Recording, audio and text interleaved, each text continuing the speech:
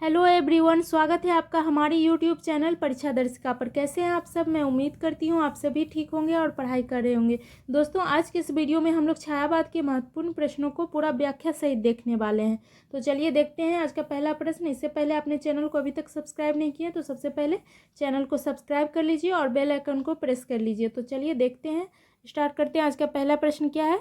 किस लेखिका ने पशु पक्षियों पर केंद्रित रचना की है? तो वो कौन थी? तो ये छायावाद की कवित्री महादेवी वर्मा ने पशु पक्षियों पर केंद्रित रचना की है। दोस्तों, उन्होंने पशु पक्षियों के प्रति उनका बहुत ही लगाव रहा और ये लगाव देखे तो उनकी रचनाओं में भी दिखाई देता है। महादेवी वर्मा जी ने पशु पक्षियों को बहुत करीब से देखा और उनकी भावनाओं को महसूस किया है। दोस्तों, उन्होंने अपनी रचनाओं में ये बताने की कोशिश की है कि पशु पक्षियों की भाषा भी हम मनुष्यों जैसी होती है। इस तरह से उन्होंने बहुत ही सरल रूप से पशु पक्षियों के माध्यम से उसका विश्लेषण किया है। सुभद्रा कुमारी चौहान ये कौन थी? तो ये राष्ट्रीय चेतना की एक सजग कवित्री रही है छायावाद में। और झांसी की रानी एक इनकी प्रसिद्ध रचना है, झांसी की रानी। होमवती देवी कौन थी? तो ये हिंदी साहित्य में इनका बहुत ही प्रसिद्धि है और सूर्यकांत त्रिपाठी निराला इनके प्रति बड़ा ही आदर भाव रखते हैं। इनकी एक प्रसिद्ध कहानी है दोस्तों, गोरे की टोपी, जिस पर कि सिंदूर नाम की फिल्म भी बनी है। गोरे की टोपी,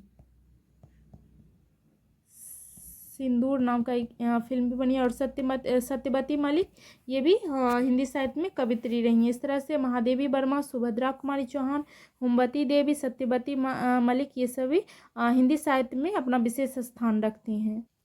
अगला प्रश्न देखिए, क्या है? चित्राधार किसकी रचना है? तो चित्राधार जयशंकर प्रसाद की रचना है और ये एक संकलन ग्रंथ है दोस्तों।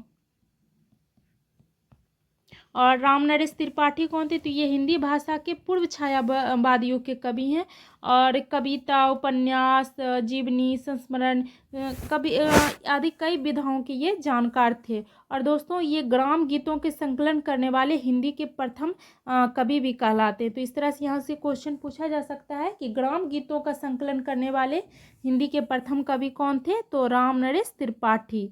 और मुकुटधर पांडे कौन है? तो ये मुकुटधर पांडे को छायावाद का जनक माना जाता है, छायावाद का जनक।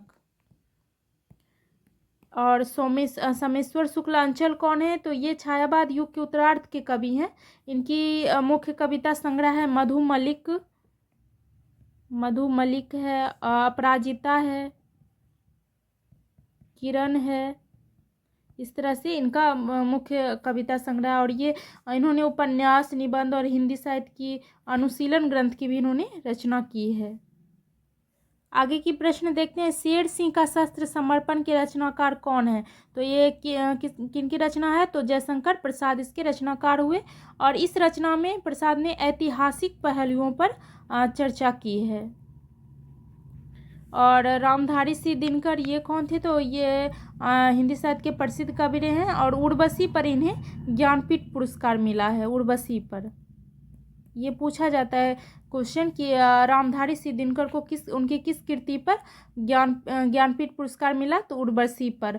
और देखें तो इनकी अन्य रचनाओं में देखें तो रेणुका है, रेणुका एक इनकी प्रसिद्ध रचना है। संस्कृति के 4 अध्याय, इस तरह से इनकी रचना है। अगला प्रश्न देखिए, प्रसादकृत प्रलय की छाया की विषय वस्तु केंद्र में है। तो प्रलय की छाया किसकी रचना है? तो ये जयशंकर प्रसाद की रचना है। और दोस्तों, ये लहर काव्य संग्रह में है। और ये दोस्तों आख्यान परक पहली कविता मानी जाती है। छायावाद की आख्यान परक पहली कविता कहा जाए तो प्रलय की छाया है। ये हंस पत्रिका में प्रकाशन हुआ। और इस कविता के विषय को लेकर बात करें तो इसमें बहुत सारे विषय है। ऐतिहासिक है विषय है, इसमें ऐतिहासिक विषय है, राजनीतिक विषय है और स्त्री विमर्श भी इसमें है, वैश्विक विषय है इसमें। इस तरह से इसमें बहुत विषय है। और ये जो है ऐतिहासिक परिप्रेक्ष्य को देखें तो इसमें गुजरात की रानी होती है, कमलावती नाम होता है उनका। तो ये कमलावती की कहानी है। और गुजरात के राजा कर्णदेव होते हैं, उन्हीं की पत्नी थी कमलावती, जो कि बहुत ही सुंदर थी और उन्हें अपने सुंदरता पर बड़ा ही अभिमान था। अपनी सुंदरता के सामने वो किसी और को कुछ नहीं मानती थी। तो अलाउद्दीन जो थे उस समय, तो अलाउद्दीन कमलावती के सौंदर्य से बहुत ही आकर्षित हो गए और उन्हें पाने की चाह में गुजरात पर आक्रमण कर दिए। इस तरह से राजा रानी और उनकी एक छोटी बेटी थी, वो दक्षिण की ओर भाग गए। इसमें राजा भागने में तो सफल हो जाते हैं, परंतु रानी कैद में आ जाती हैं। पर वो सोचती है रानी कि मैं रानी पद्मिनी की तरह आत्मदाह नहीं करूँगी, बल्कि अपनी सुंदरता के बल पर ये लड़ाई लड़ूंगी और अलाउद्दीन को पराजित कर दूंगी। पर दोस्तों ऐसा होता नहीं है, अंत में उन्हें अलाउद्दीन की बेगम बनना पड़ता है। इस तरह से इनका विषय है। इस तरह से आगे देखिए, जूही की कली कविता के कवि कौन है? तो सूर्यकांत त्रिपाठी निराला है और ये उनकी रचना है। इसमें वो इसका विषय है कि नायिका जूही की कली होती है और नायक का नाम पवन होता है। तो जूही की कली जो नायिका होती है, नायक पवन के वियोग में वो होती हैं। और क्योंकि नायक पवन उसे छोड़कर बहुत दूर मलयगिरी पर्वत पे चला जाता है, तो निराला जी कहते हैं कि जूही की कली विरह में पीड़ित नायिका का रूप है, जो अपने प्रेमी पवन के विरह में तड़प रही है। इस तरह से उनका ये कथन है। सुमित्रा नंदन पंत छायावाद के कवि हैं और इनकी महत्वपूर्ण रचनाओं की बात करें तो ग्रंथि, गुंजन, ग्राम्य, उनकी छायावाद के प्रमुख 4 स्तंभ जो हैं, उनसे ये प्रश्न पूछा जाता है उनकी प्रमुख रचनाओं से। तो ये एक युगांत है इनकी रचना, स्वर्ण किरण है, इस तरह से उनकी रचना है। और एक और कला और बूढ़ा चांद इनकी रचना है, कला और बूढ़ा चांद। और प्रसाद की महत्वपूर्ण रचनाओं की बात करें तो झरना, आंसू, लहर, कामायनी जो कि उनकी अंतिम रचना है, प्रेम पथिक इनकी रचना है। और महादेवी वर्मा की रचना तो निहार, रश्मि, नीरजा, सांधिगीत, ये इनकी प्रमुख रचनाएं। अगला प्रश्न देखिए, हालाबाद के प्रवर्तक का नाम है? तो दोस्तों हालाबाद का मतलब है कि काव्य की वह प्रवृत्ति जिसमें हाला यानी कि मदिरा का विषय होता है। इसमें हाला में काव्य में मदिरा का विषय बनाकर रचना की जाती है, उसे हालाबाद रचना कहते हैं। और हालाबादी साहित्य ने निराशा भारतीय जनता के जीवन में आनंद दिया। हिंदी साहित्य में हालाबाद का प्रचलन बच्चन की महत्वपूर्ण रचना है मधुशाला, तो इसी से माना जाता है आरंभ। और वे हिंदी साहित्य में हालाबाद के प्रवर्तक भी कहलाए, हरिवंश राय बच्चन। नरेंद्र शर्मा कौन थे? तो ये हिंदी के प्रसिद्ध कवि, लेखक और संपादक थे और इन्होंने नए कवियों में इन्होंने अपना प्रमुख स्थान बनाया है। और लोकप्रियता में इनका मुकाबला हरिवंश राय बच्चन से किया जाता है, नरेंद्र शर्मा का। और वहीं जगदीश गुप्त की बात करें तो ये शिक्षाविद थे और हिंदी के आधुनिक कवि थे ये। और इनका कविता में इनका बहुत ही महत्वपूर्ण स्थान है। जगदीश गुप्त के कलाकार भी थे और ये चित्रकार भी थे। इनकी कला को साहित्य और चित्रकला का सेतु माना जाता है।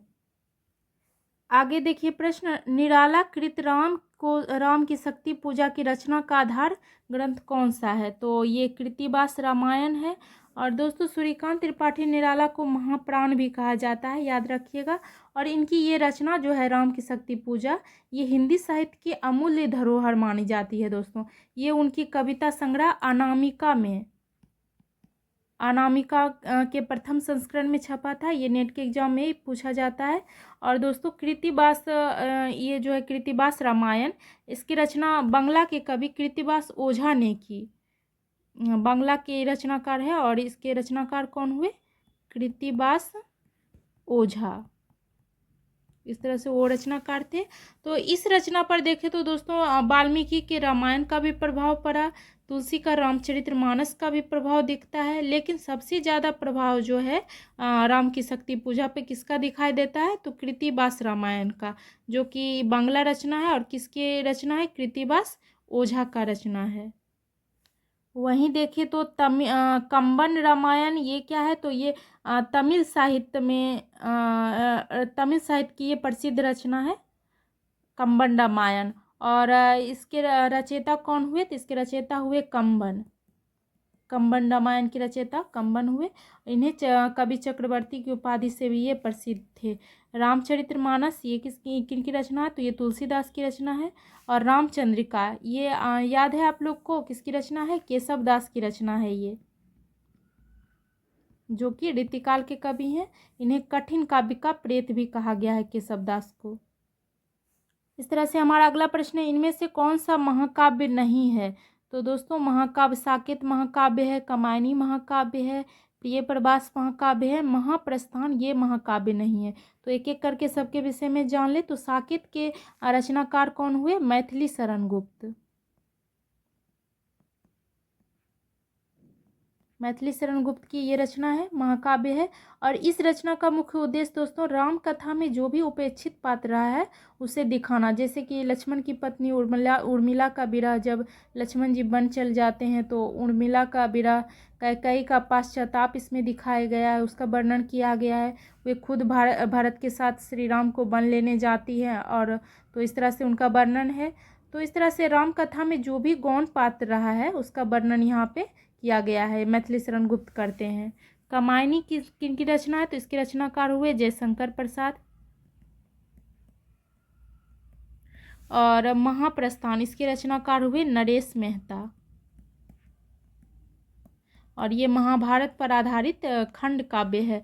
प्रिय प्रवास ये हरिऔंध की रचना है, अयोध्या सी उपाध्याय हरिऔंध की रचना है ये। और दोस्तों ये खड़ी बोली हिंदी का प्रथम महाकाव्य है, खड़ी बोली का।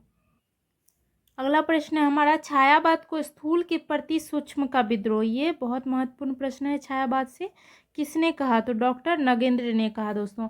और सुमित्रानंदन पंत ने क्या कहा, तो इन्होंने छायावाद को पाश्चात्य साहित्य के रोमांटिसिज्म को प्रभावित ये मानते हैं। और रामचंद्र शुक्ल इन्होंने कहा कि छायावाद का शब्द का प्रयोग उन्होंने दो अर्थ में समझना चाहिए। छायावाद का अर्थ एक तो रहस्यवाद के अर्थ में, जिसका संबंध कथा वस्तु से है, और दूसरा काव्य शैली या काव्य पद्धति के अर्थ में। जयशंकर प्रसाद उन्होंने कहा कि जब वेदना के आधार पर स्वानुभूति में अभिव्यक्ति होने लगी तब हिंदी साहित्य में छायावाद नाम अभिहित किया गया। इस तरह से उनका ये मानना। आगे की प्रश्न है, अंग्रेजी स्वच्छंदतावादी काव्य का प्रभाव हिंदी को किस काव्य धारा में दिखाई देता है, हिंदी के किस काव्य धारा में, तो छायावाद में दिखाई देता है। बाकी प्रगतिवाद, प्रयोगवाद और नई कविता हम लोग छायावाद के बाद देखेंगे। आगे की प्रश्न देखिए, राम की शक्ति पूजा को यौगिक प्रक्रिया का स्रोत क्या है, तो नव वेदांत है। और दोस्तों राम की शक्ति पूजा जो है निराला की लंबी ये कविता है, और उसमें उन्होंने स्वयं के द्वारा रचित छंद का प्रयोग किया है शक्ति पूजा का, और इसका प्रयोग किया। और ये जो इसका कथानक जो है ये राम कथा के अंश से लिया गया है। चलिए आगे देखते हैं, छायावाद स्थूल के प्रति सूक्ष्म का विद्रोह है। तो ये प्रश्न फिर आ गया, और तो इसके ये किसने कहा है, तो डॉक्टर नगेंद्र।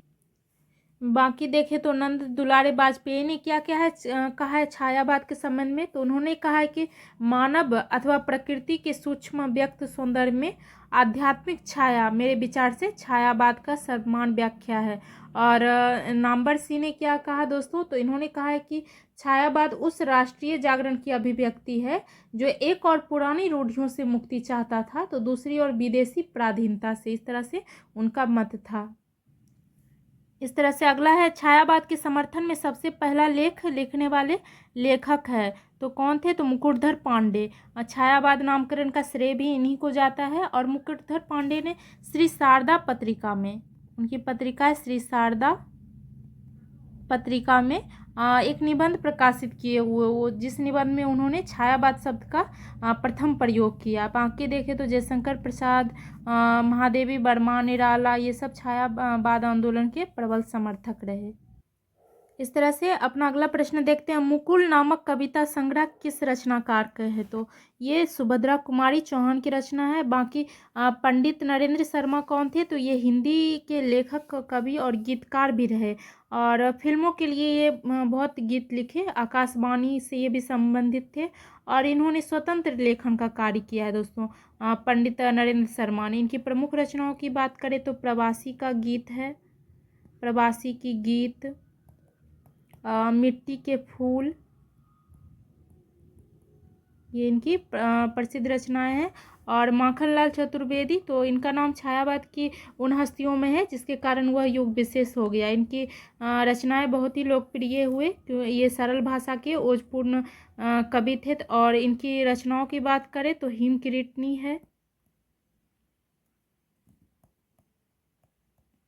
साहित्य देवता, हिम तरंगिनी,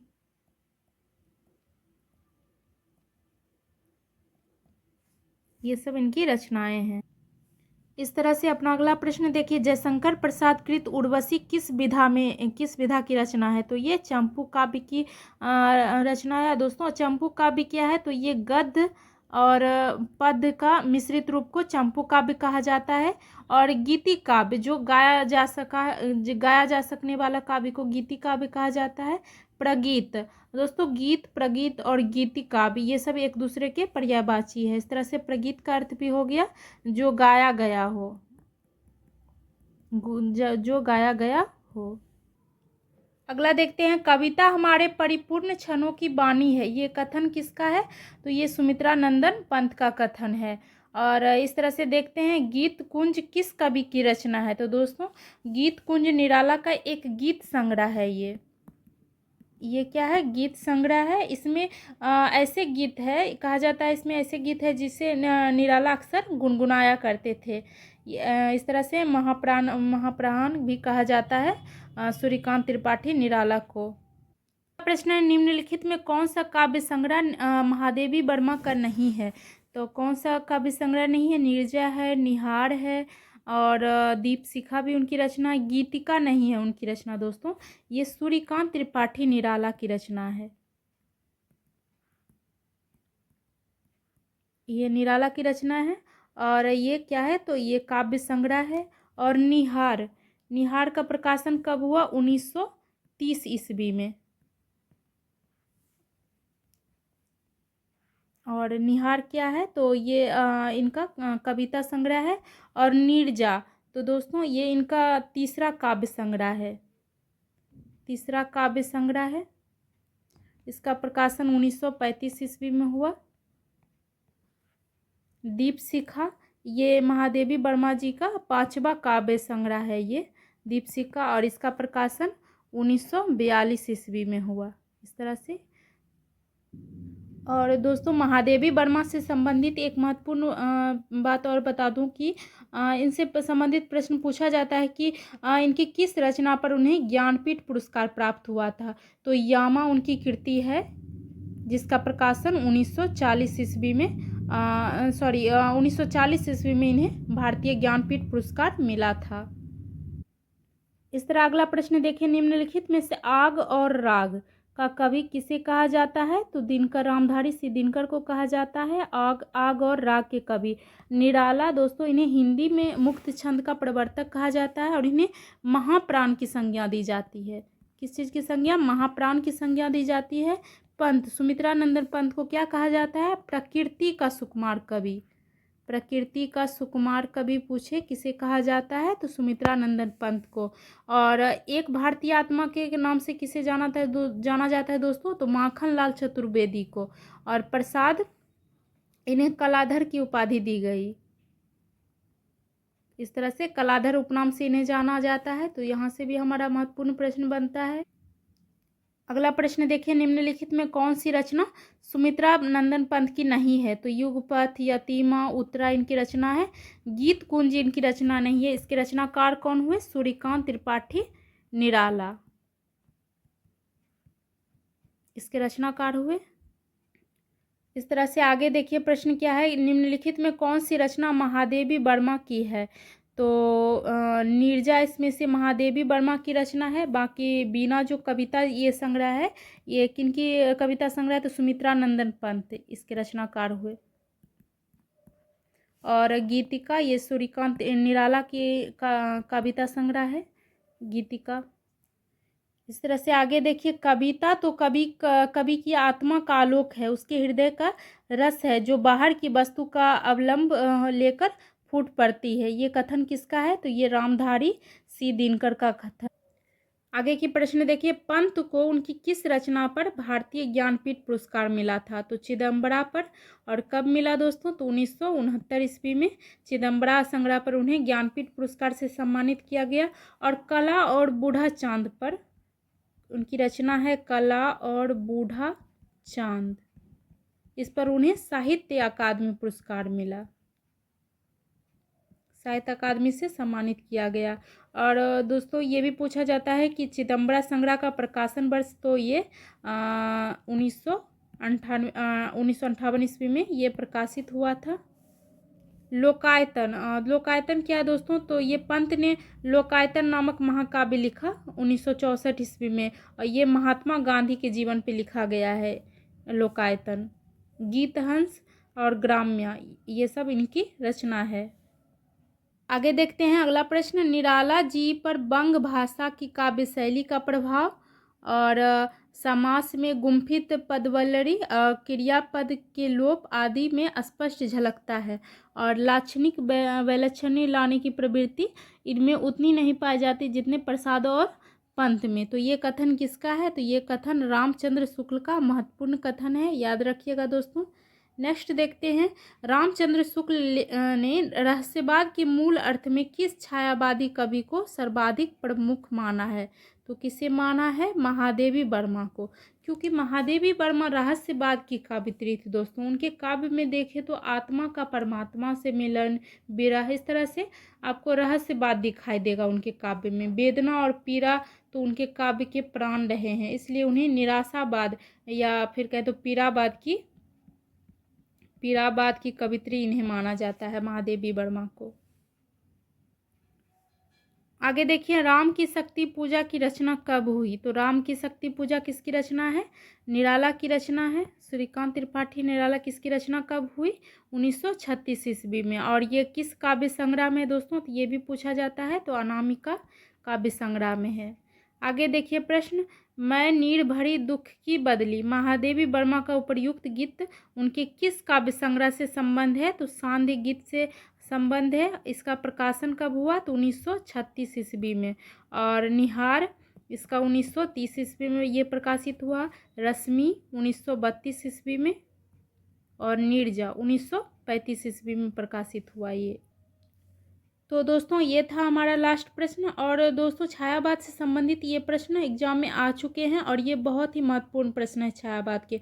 तो इस वीडियो को आप पूरा अच्छे तरीके से देखिए और प्रश्नों की प्रैक्टिस कीजिए। इसी के साथ मिलती हूँ नेक्स्ट वीडियो में, तब तक चैनल को लाइक, सब्सक्राइब और शेयर कर दीजिए। Thank you.